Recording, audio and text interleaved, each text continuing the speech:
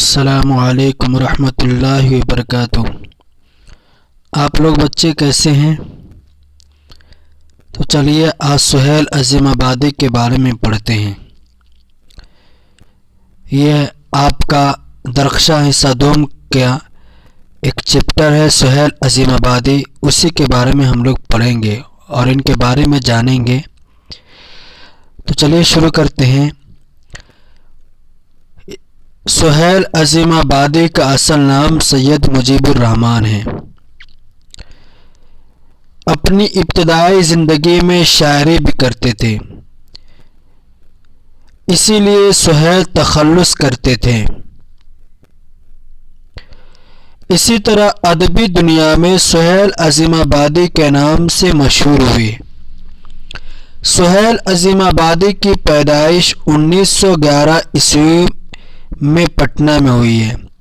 یہ اکثر و بیشتر ایگزام میں آتا ہے کہ ان کی پیدائش کب ہوئی اور کہاں ہوئی، تو آپ کو یاد رہنا چاہیے کہ ان کی پیدائش پٹنہ میں ہوئی ہے اور 1911 میں ان کی پیدائش ہوئی ہے۔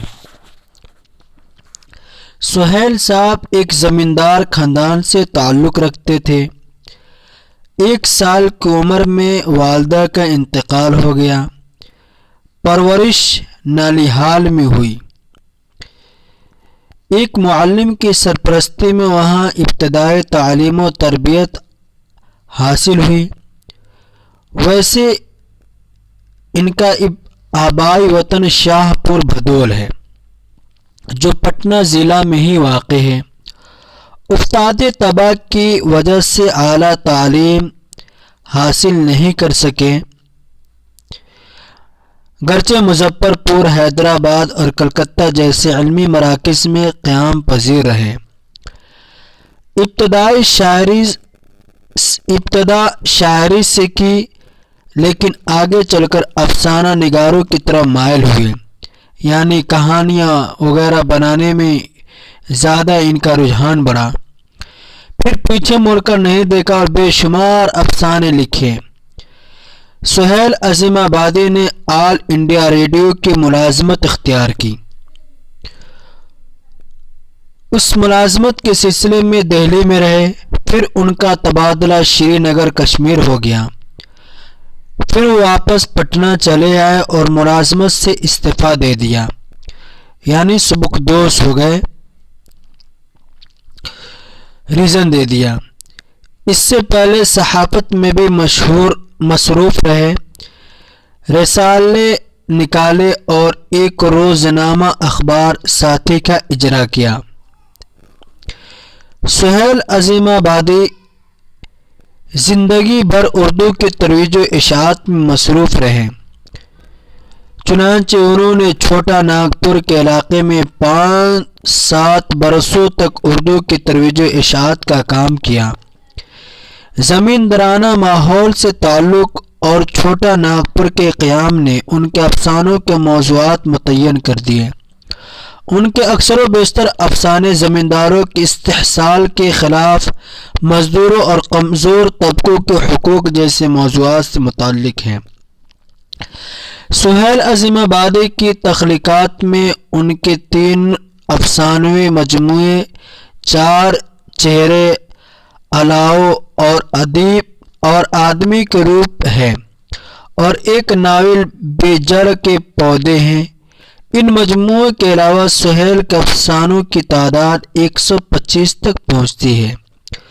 1980 میں سہیل عظیم آبادی کا انتقال ہو گیا۔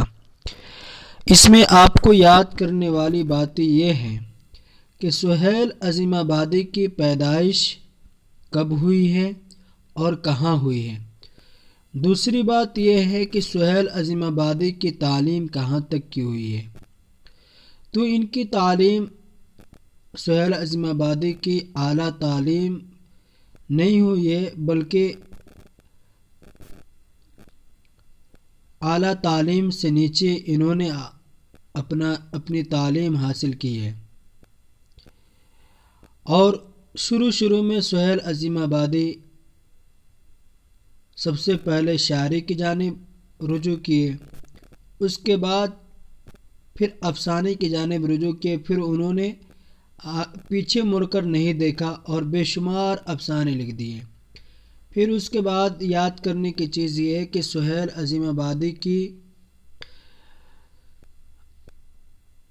عظیم آبادی کا انتقال کب ہوا ہے؟ تو سہیل عظیم آبادی کا انتقال 1980 میں ہوا ہے۔ انہی کا ایک افسانہ ہے بھابھی جان، جو کہ اگلے چیپٹر میں پڑھیں گے انشاءاللہ۔